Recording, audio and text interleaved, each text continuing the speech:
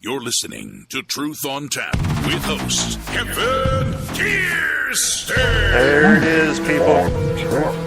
Don't act like you can't heard me, because I know you can. Dinky, dinky, dinky, don't.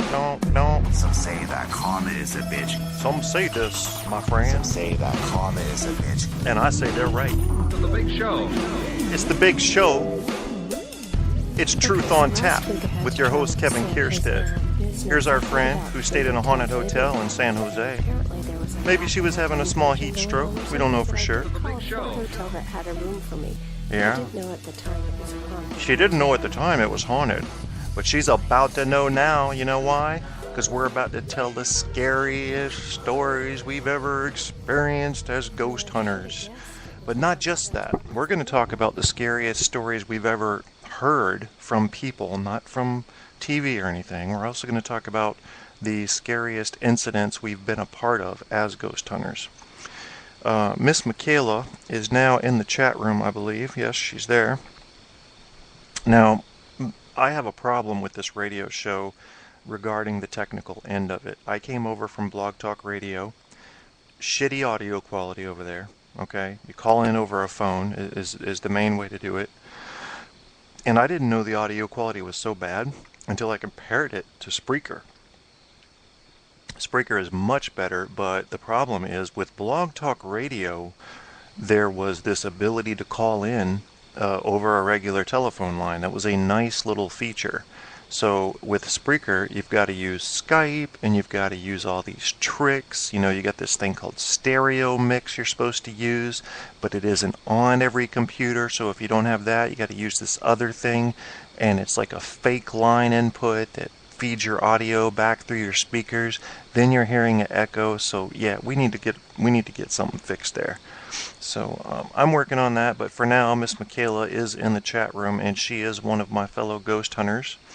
We go ghost hunting back in a place, typically, we go to other places too, but the place we go the most, 90% of the time, 95%, is a place called Old House Woods in Matthews, Virginia. If you haven't heard about it, look it up. It is in books. It is, you'll find books like The Ghost of Tidewater, and the author, I can't remember his name right off the top of my head. I should. I think it's J.B. something. I actually met him the other day. He was in town selling his books and autographing them and everything. And I was trying to get some more leads so we can do some more paranormal investigating back in these woods. But yeah, you can read his book, The Ghost of Tidewater, and there's several other of his books that mentions Old House Woods. Not only that, but Old House Woods is mentioned in several other books by other authors. One of the things that author was telling me about yesterday was the report from the Baltimore Sun. Now, if you haven't heard this story, I'm just going to tell you real quick. Michaela says she's jealous. I think she wants to be in here talking, and I can't blame her. You will be, once I get this freaking audio thing fixed. This Baltimore Sun reporter, now he came down to, all he was going to do is write a little article on Old House Woods, what it looked like, you know, he had heard some of the legends about it. So get this, he gets a flat tire, okay? He's outside his car, he's changing his flat tire. Someone comes up behind him and says, oh, you're jealous of me meeting him, okay. Is this the way to the King's Highway? And he turns around, and it is a British soldier, but he's clearly not real, not fully alive. He's partially transparent. Well, this guy takes off, drives off with a flat tire and everything, and flees the place. Well, he ends up writing about it anyway. Reporters, and especially back in the, 50s, 60s, they tried to be very objective. They didn't have slants like they do today, where they pick a side and go left or right. They tried to, just the facts, ma'am. That was the mentality. Not only that, but as a reporter, if you reported something like this, your sanity was immediately brought into question. So, what do you think his motivation would have been for lying? He didn't write a book. He didn't get a deal out of it. He told his story. And it tends to me to lend some credibility when you've got someone whose job is to dig through the BS and present only the facts, and they do it with a professional attitude on a daily basis. They're now telling you they saw a British soldier looking for the King's Highway who was a ghost. So that's just one account, and we've got more. And when you hear some of them, you're gonna freak the hell out. Michaela, if you would, in the chat room there, and the rest of you can come to the chat room too. Just go to Spreaker.com, user Truth on Tap, and you can go into the chat room there. Tell us your scary story. I'll try to read them out loud. And Michaela, if you will type about the scariest thing that's ever happened to you directly, whether it was ghost hunting with us or not, give us some details so I can read that. And while you're typing that up, I'll go ahead and share a couple of mine. As far as Old House Woods goes, let me tell you the creepiest thing I saw back there. Now, I'm not going to include the EVPs because that's very creepy, but it wasn't like a direct thing. EVPs on review. The direct thing I saw, I was with Kim. We're walking down the road, which we used to do a lot.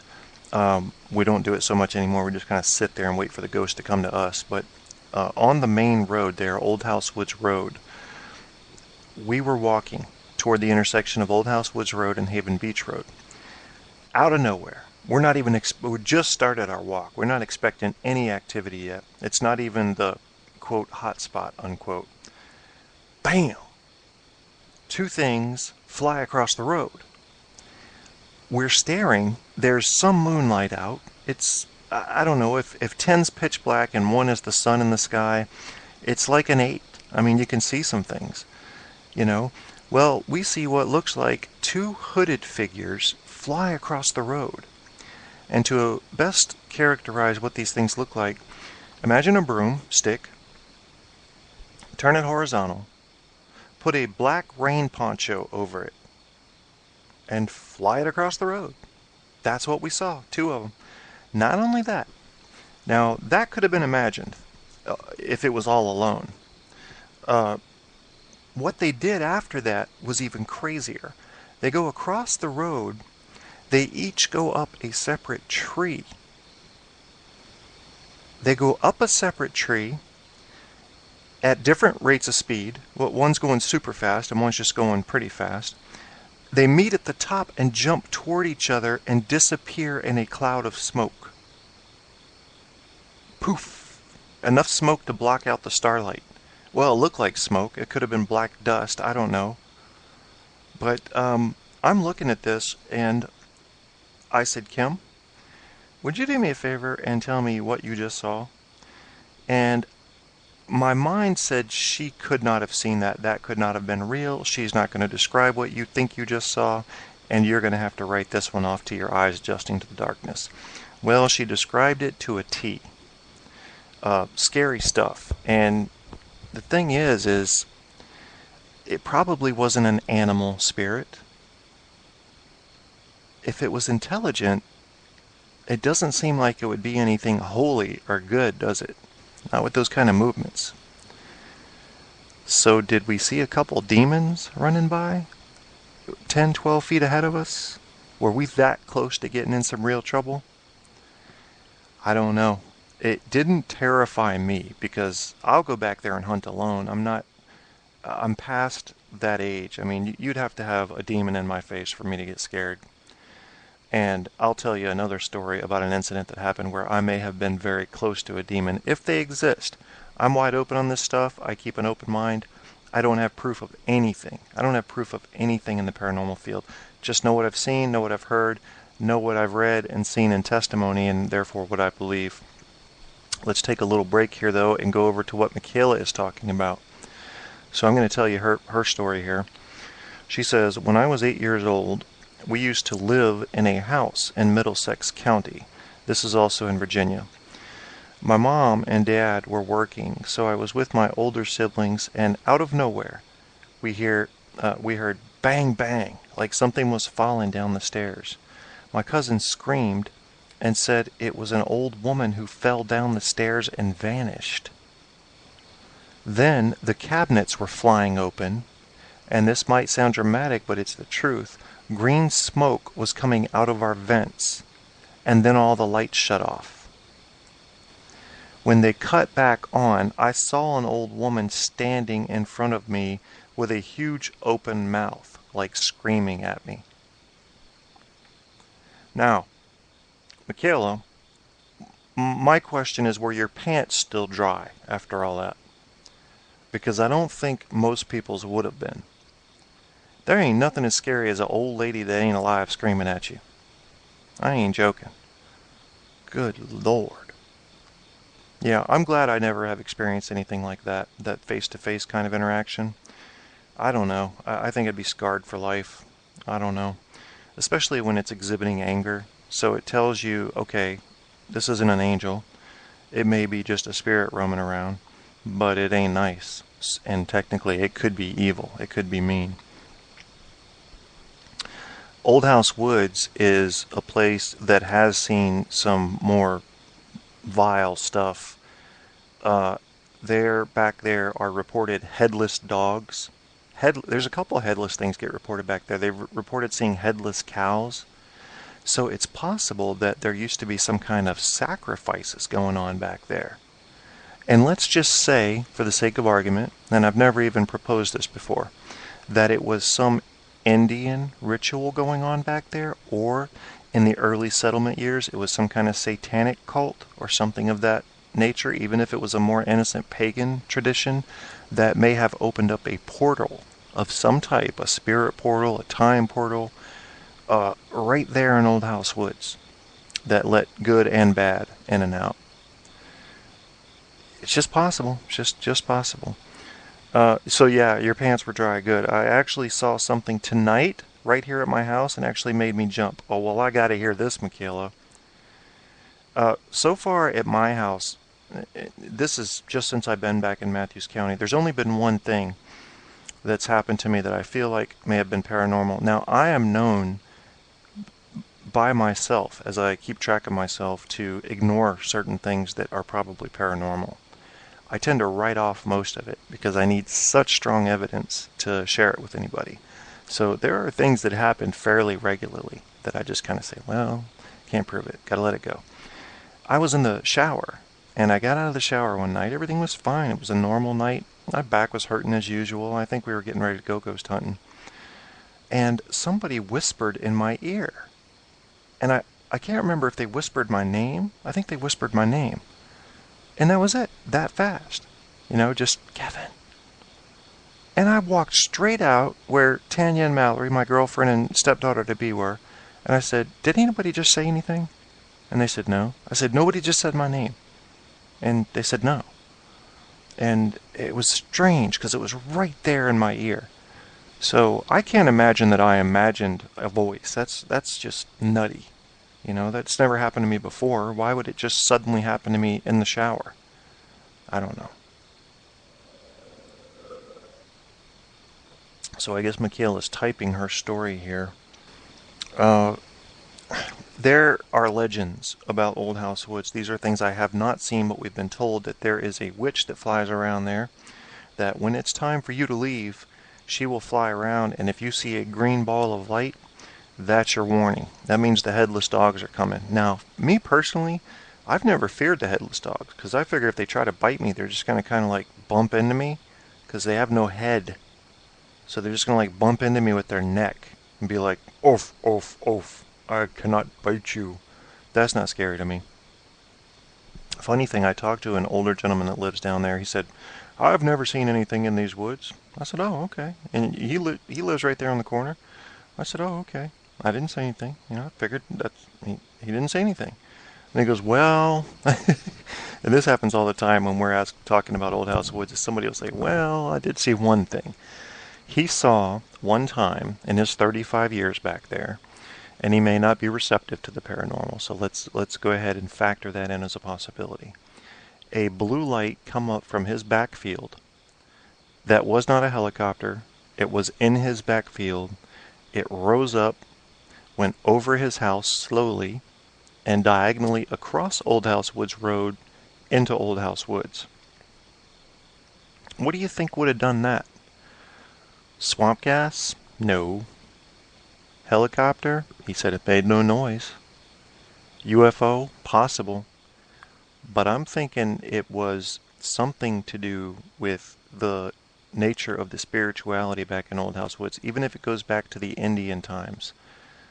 You know, there was something to it. That's just not normal. And that's not something that you know, it's one thing to see something for 2 seconds. The guy tracked it, rising up out of his field with a surrounding glow that lit up areas around it, floating slowly over his house and over into Old House Woods.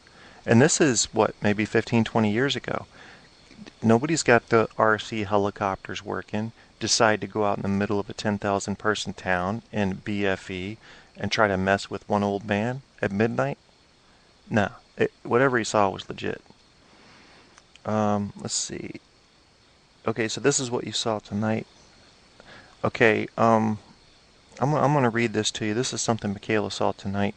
She tends to stir up spiritual activity, by the way, so let me just tell you that. She's our model, by the way. This is the ghost. If you ever get into ghost hunting, or you haven't gotten into ghost hunting, lots of pretty girls like to ghost hunt. I haven't figured that out yet, but I don't know. So yeah, we have a model, a Michaela model on our team. It's not really a team, though. We're just a group of people interested in it. I don't like the idea of having a team and having to organize and having rules. We're just interested observers, that's all. So Michaela tonight says, I was outside on the swing on the porch. I was singing and recording it to send to my best friend. All of a sudden, I heard something thumping on the deck roof. I ignored it, of course, and then I heard something in front of me in my lawn, and as soon as I was walking back to the door, it was something walking beside me. It was weird colored, tan, clear, and I have had horrible vibes since. Feels like something is watching me. Michaela, when you get a second, I'd like to know more about the thumps. What were the nature of them? Where exactly did they come from? This reminds me of something. My family, now I was just a baby or a very small infant at this time, so obviously I don't remember any of it. We were moving out of a house, and I think this was in Hampton, Virginia, but I'm not sure. It may have actually been in Indiana. I was born in Indiana. So we're getting ready to leave a house. There was this padlock on the attic entrance, so we could never get in there.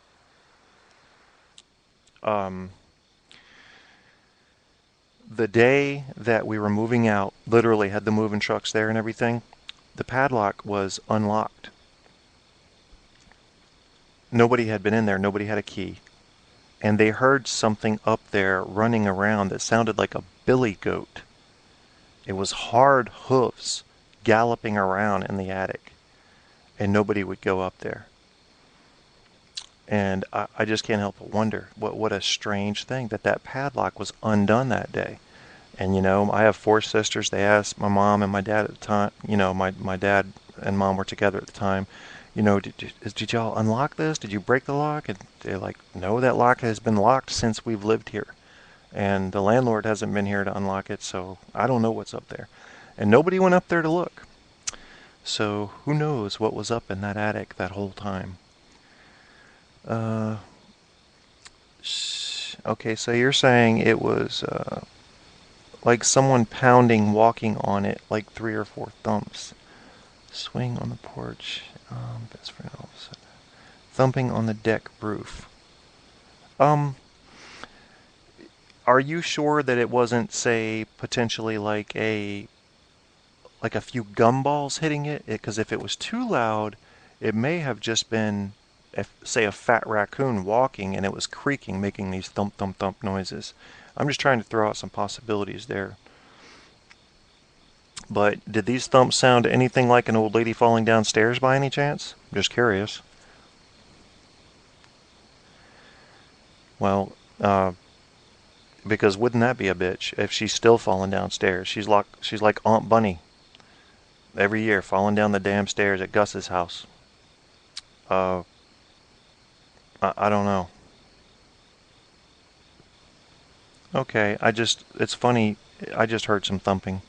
But what that was here is very explainable. Our female cat, Princess, falls out of the window when she falls asleep about 4,000 times per day and lands in the water bowl.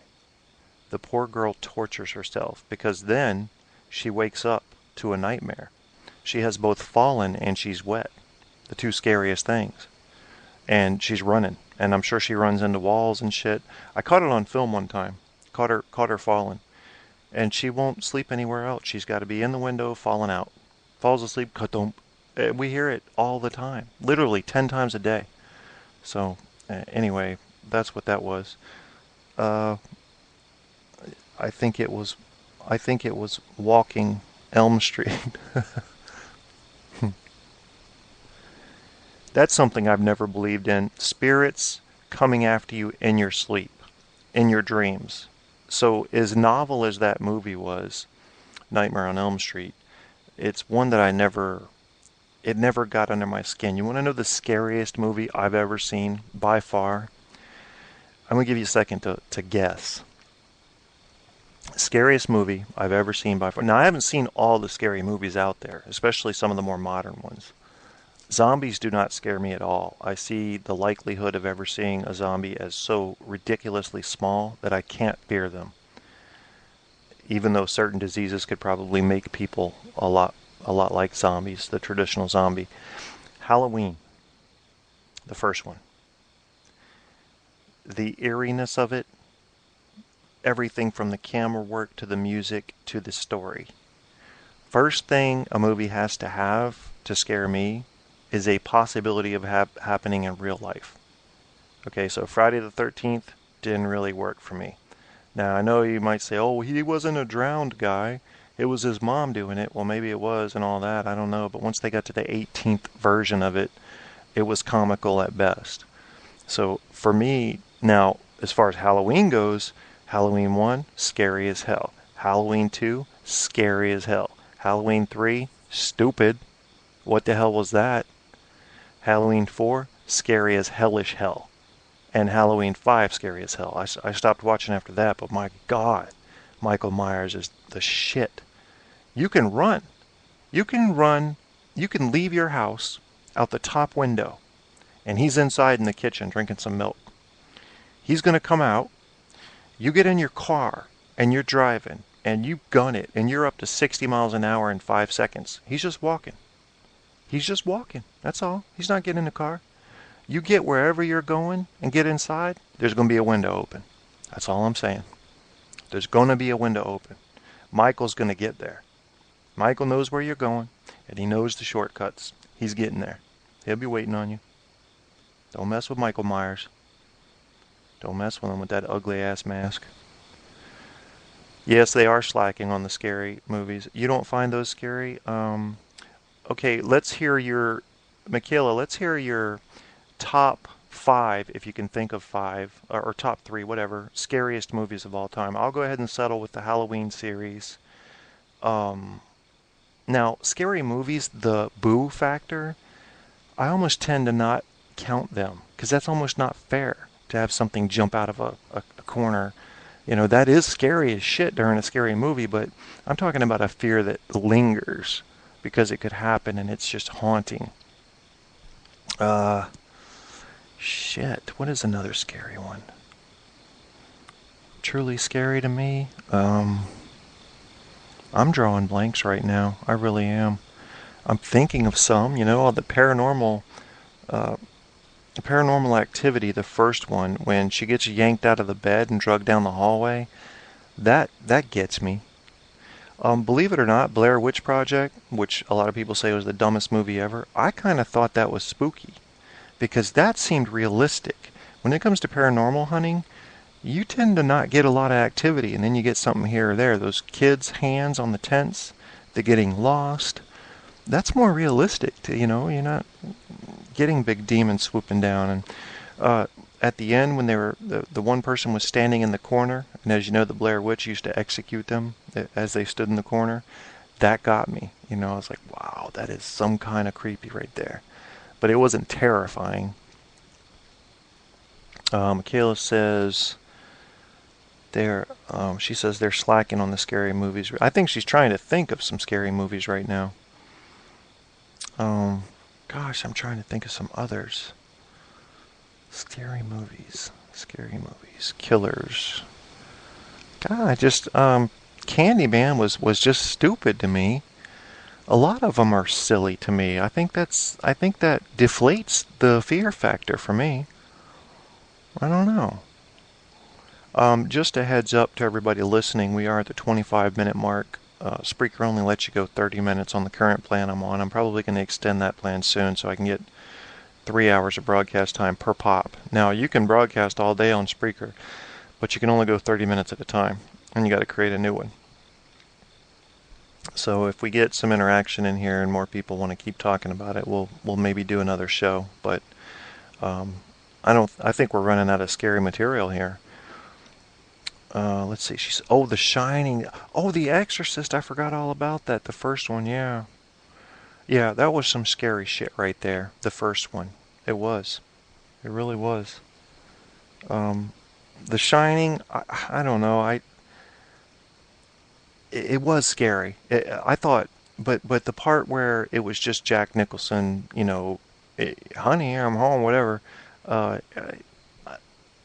crazy guy thing had been played out to me by then, but the stuff that happened before that, Red Rum and the twins, that shit was some spooky stuff. It really was. I wish I knew some other ones. I just can't think. I mean, if you can give me a scary movie based on a true story, that automatically lends credibility to it for me. It's like, if it's been true and reported, like Amityville Horror, I think turned out to be a lot of scamming going on there, from what I've read. So, I don't really ascribe a lot of credit to that one, even though it was scary in its heyday. God, yeah, I'd say The Exorcist has to be at the top. Psycho, 1960. I don't know if I ever saw the original. But I'm sure that was... I mean, they show that shower scene constantly. It's like public domain work now. But, yeah, that's creepy. And it could happen. It very well could happen. Out there in a small town. And I'm going to have to watch that original now that you got me thinking about it. I'll tell you one that was kind of freaky. Not even really believable, but yet not something to easily disprove.